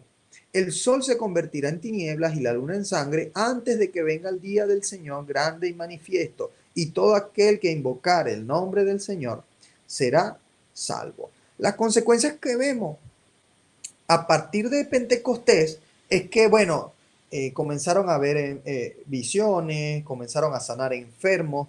De hecho, después de allí, Pedro predica en la plaza del templo y sana a un paralítico y comienza la gente a convertirse al Señor. Comenzamos a ver que profetizan los apóstoles, comenzamos a ver grandes señales en medio de la iglesia. ¿Pero por qué? Consecuencia de que ellos estaban ahora guardando la ley del Señor que el Espíritu estaba poniendo en su mente y en su corazón, como dice Jeremías 31:31. Era el cumplimiento de lo que no solamente estaba en Éxodo, sino que los profetas habían advertido que sucedería. De hecho, aquí Pedro lo aclara y dice: esto es lo dicho por el profeta Joel, que en los postreros días derramaré mi espíritu sobre toda carne. ¿Sí? Y lo prometió el Señor Yeshua. Fíjense algo, yo quisiera destacar aquí algo, ¿no? Algo que nos va a llevar a entender, o mejor dicho, a corroborar lo que habíamos hablado en la primera clase, en la segunda clase, de la división del reino y cómo fueron expatriados los de Israel. Y es el pasaje donde en el versículo 5 dice, en Hechos 2, versículo 5, dice: moraban entonces en Jerusalén judíos, varones piadosos de todas las naciones bajo el cielo. Aquí está hablando de aquellos que, cuando dice de todas las naciones, se está refiriendo a la expatriación que volvió, a los judíos que estaban en Babilonia que volvieron. Y por lo tanto, sabían otras lenguas, sabían las lenguas que se hablaban en Babilonia. Por ejemplo, el arameo era una, ¿sí? Pero habían otras lenguas. Y por eso es que cuando ellos comienzan a hablar en lenguas repartidas, estos jóvenes que habían alrededor de ellos comienzan a decir: están hablando nuestras lenguas maternas. Y todo eso era para que pudiesen ellos pudiese haber o creer, pudiesen, de que realmente era el Espíritu de Dios que estaba sobre ellos, porque estaban hablando otras lenguas que ellos no dominaban porque no eran sus lenguas de nacimiento. Los apóstoles no dominaban esas lenguas, sin embargo, estaban hablando en esas lenguas. Y eso era una muestra para los demás de que el Espíritu de Dios había venido sobre ellos. Entonces, en definitiva y en resumen, las consecuencias de Shavuot son consecuencias espirituales poderosas. Pero ¿por qué no vemos hoy en día? Y esto quiero, para cerrar, quiero dar una pequeña reflexión a la iglesia de hoy, porque hoy en día no vemos ya milagros, prodigios, sanaciones, no vemos quizás, no sé, gente que hable lenguas reales, porque gente que balbucea sobra, pero gente que hable lenguas reales. Yo me acuerdo una vez, un pastor me habló en inglés y no sabe nada de inglés cuando estaba joven. De hecho, él es portugués y hablaba español y portugués, y el Señor lo tomó en inglés y tremendo. En ese momento yo sabía más o menos inglés, no tanto como ahora, pero me tradujo también un traductor. Entonces yo dije, este es el Espíritu de Dios que está hablando, porque hay una evidencia que verdaderamente el Espíritu de Dios está sobre él, como le pasó a estos jóvenes. Pero hoy en día realmente muy poco vemos esas cosas, porque no vemos poder de Dios, porque no vemos conversión de miles y miles como la primera iglesia, porque no vemos levantar paralíticos, resucitar muertos. Los apóstoles resucitaron muertos, porque sencillamente el cristianismo se alejó de la ley de Dios, y si no hay ley de Dios, el Espíritu de Dios no mora en nosotros, y si no hay Espíritu de Dios en nosotros, no hay evidencia del Espíritu de Dios en nosotros. No, con esto no estoy queriendo decir que los cristianos no tengamos en general el Espíritu de Dios. Por supuesto que sí. Sin embargo, en los momentos que violamos su ley, el Espíritu de Dios se aparta, porque dice la Biblia que cuando pecamos el Espíritu se aparta y se entristece, ¿sí? Y bien sea por ignorancia o por conocimiento, pero queremos, violamos la ley del Señor, y eso hace que vaya menguando el poder de Dios en nosotros. Entonces es necesario, es importante que entendamos el contexto de todas las escrituras, sobre todo de las sombras proféticas, para que entendamos cómo vivía la primera iglesia, los primeros apóstoles, y cómo quiere el Señor que nosotros vivamos hoy en día, con sus mandamientos, con sus mandatos y su ley. No sé si me gustaría ver que hasta ahora pues ustedes puedan expresar que entendieron, que no, o que expresen qué dudas tienen, si tienen algunas cosas que aclarar, etcétera, sobre el Shavuot, sobre el Pentecostés. Levin, Sí. quería dar una pequeña connotación allí. Uh-huh. Y es que nosotros como creyentes en el Señor, es que a veces no entendemos el contexto de lo que leemos en las Escrituras. Y una de las cosas que se ha dicho dentro de la iglesia cristiana es que el Espíritu descendió en Pentecostés, y es verdad. Pero si leemos Éxodo 20, exactamente, Dios allí le estaba diciendo a Moisés de que todo el pueblo, realmente era una reunión de que todo el pueblo subiese a la montaña, pero ellos decidieron que no, porque si tú lees el versículo 19, ellos dijeron, habla tú con nosotros y nosotros iremos, pero no hable Dios con nosotros para que no muramos. Es decir, el derramamiento de su espíritu iba a ser exactamente justo ahí en el Éxodo. Esa era la entrega de Shavuot. Ahora, ¿cómo nosotros entendemos esto hoy en día de ese derramamiento del espíritu? Que se entiende hoy en día en la iglesia cristiana diciendo de que el derramamiento del espíritu solamente fue en Pentecostés, y no fue así. Tú lees muchos pasajes del Antiguo Testamento, profetas, hombres de Dios, guerreros que estaban llenos de su espíritu. Es decir, su espíritu siempre anhela a llenarte en plenitud. Ahora, ¿cómo entendemos eso? ¿Cómo yo me como eso? Vámonos a Juan capítulo 1. Y dice claramente, en el principio era el verbo, y el verbo era con Dios, y el verbo era Dios. Ahora, ¿qué es la palabra verbo? Vemos que la palabra verbo es eso que te estoy diciendo, acción. Es la palabra misma. Ahora, vámonos a Génesis.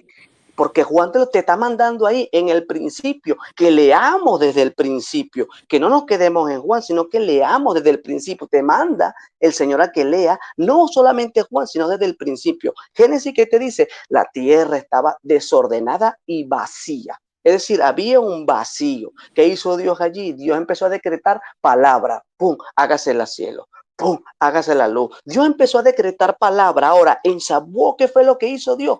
Entregar su palabra, entregar su pacto Con su directamente propia a voz. Moisés. Claro, lo mismo Dios hizo en Pentecostés, como lo conocemos los cristianos en Pentecostés, entregó su palabra, su espíritu. Por eso fueron lenguas repartidas. ¿Por qué fueron lenguas repartidas? Querido hermano, porque Dios empezó a derramar su palabra para que conociesen las maravillas de Dios. Dios quiere hoy en día que los cristianos conozcan su palabra, conozcan su ley. Ahora, ¿cómo yo me como todo eso que te estoy diciendo, hermano? ¿Eso es verdad? ¿Eso no es verdad? ¿Cómo yo me puedo comer todo eso? Vámonos a primera de Juan 5:2, lo dijiste tú. En esto conocemos que amamos a los hijos de Dios. Cuando amamos a Dios y guardamos sus mandamientos. Guardamos sus mandamientos. Porque esta es la caridad de Dios, que guardemos sus mandamientos. Y sus mandamientos no son gravosos. Ahora, ¿cómo?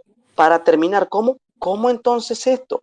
¿Solamente en la gracia o solamente la ley? Como dijiste tú, la ley por sí sola no te va a salvar, porque la ley fue creada por Dios para bendecirte.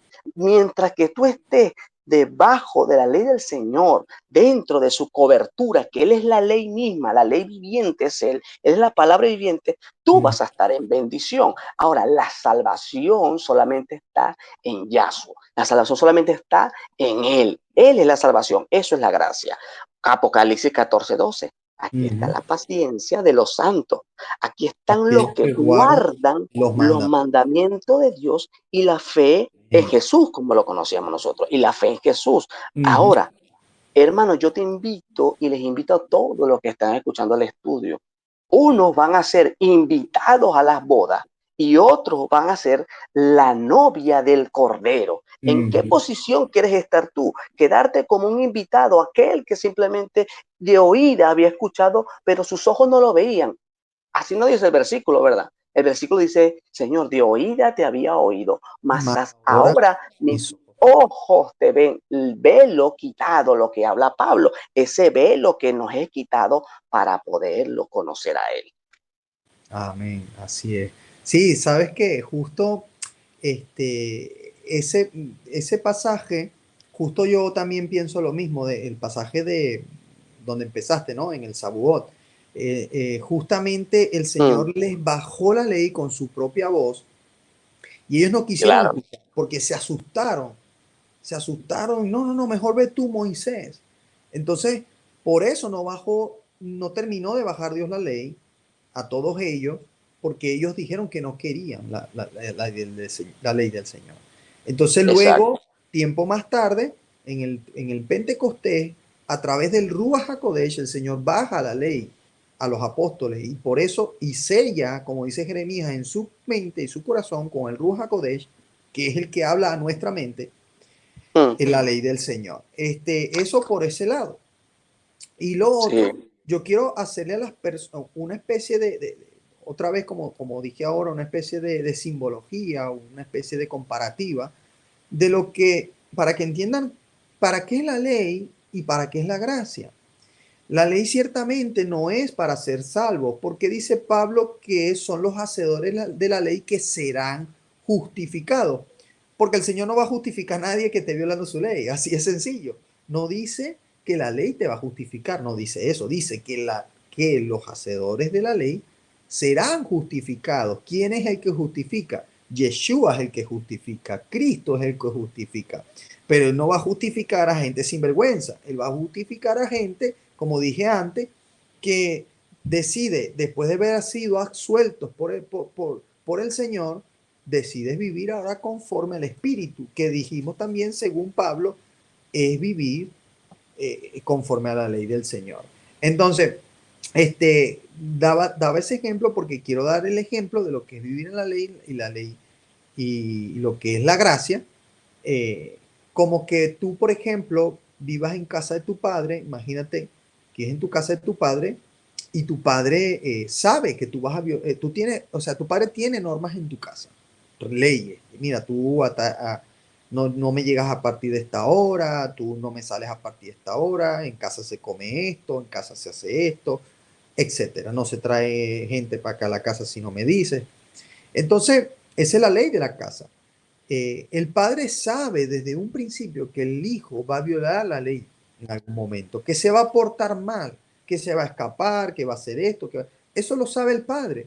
Pero eso no es justificación para el padre para dejarle de dar la gracia. ¿Qué es la gracia? El techo, su alimento, sus estudios, todo lo que él necesita. El padre se lo da porque él es hijo, punto. El Señor decidió darnos a Yeshua en la cruz porque nos amó, porque somos sus hijos, punto. No porque podamos pagar, no porque lo mereciéramos, no, solo porque somos sus hijos. De la misma manera que un padre no va a dejar de darle alimento a su hijo y su techo y sus necesidades porque le haya violado la ley o se lo dé porque él cumpla su ley de su casa. No, él se lo da porque es su hijo, punto.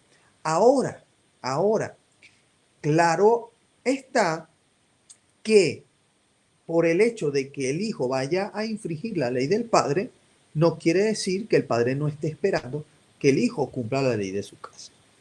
O por el hecho de que como él es su hijo, igual le da todo, no quiere decir que el padre no está esperando que cumpla la ley de su casa. Entonces, por eso, yo les dejo esa como especie de comparativa. El Señor es un padre que quiere que cumplamos la ley de su casa, que sabe que vamos a fallar en hacerlo, sí, pero que le gusta vernos, que lo intentamos y por lo menos logramos en gran parte hacerlo. Porque eso va a ser un padre contento con su hijo. ¿Ve? Ahora la gracia la tenemos. Sí, porque la gracia es para ser salvo. La ley no es para ser salvo, pero sí es para amar al Padre. Por eso dicen eso, en esto conocemos los que aman a Dios, los que cumplen sus mandamientos. Entonces, esa es mi reflexión respecto de la ley. Si hay alguna otra duda, ¿tiene alguien alguna otra duda? Las hermanas que están por primera vez con Christopher, si tienen alguna duda. Christopher, si tienes alguna duda. Pastor, no hemos tenido hasta ahora la duda que fue la pregunta que hizo mi hermana Yoinda y fue contestada. Realmente he estado entendiendo muy bien, me ha dado muchísimo conocimiento al respecto. En verdad no conocía muchas cosas de las que he estado escuchando y me parece muy interesante. Quiero seguir estudiando y bueno, estoy muy, muy feliz de verdad de estar aquí. Excelente, excelente. Qué bueno. ¿Y tú, hermana, cómo es que te llamas? Yoida. Bueno, buenas noches. Bueno, sí, ya lo entendí todo. Lo entendí todo cuando usted habló y bueno, menos mal que le hice esa pregunta porque estaba muy confundida con lo que cuando vino Jesucristo. Y bueno, y Jesucristo vino nada más para salvarnos del pecado, pero tenemos que cumplir la ley de Dios. Claro. Amén. Mira, yo le voy a recomendar que vea la clase 1, 2 y 3. Porque en la clase 1, 2 y 3 usted va a entender profundamente a qué vino el Señor. El misterio de por qué Él tuvo que venir a morir. ¿Por qué razón tuvo que morir? Sabemos que murió por nuestros pecados, pero ¿por qué razón? ¿Qué era lo que estaba, digamos, ligado a ello? Que era necesario que Él tuviera que venir a morir por nuestros pecados. Christopher, ¿tú tienes alguna duda? No, estoy de verdad que fascinado con la clase y con los estudios que estamos haciendo cada viernes. Qué bueno. Y con ganas de seguir nutriéndonos de más secretos y misterios y revelación de la palabra del Señor. Amén. Bueno, si no hay más dudas que responder, voy a terminar la grabación, más no se desconecten para que nos despidamos, oramos. No hay más dudas que responder. Bueno, voy a despedirme de la grabación. Les recuerdo a los que están viendo en grabación, que es el resto del grupo y las personas que nos vean por YouTube, que el conectarse con nosotros es libre. puede venir todo el que quiera. A la hora de las 6:40 hacemos un repaso hasta las 7, hora de Nueva York y Venezuela, hora de Caracas.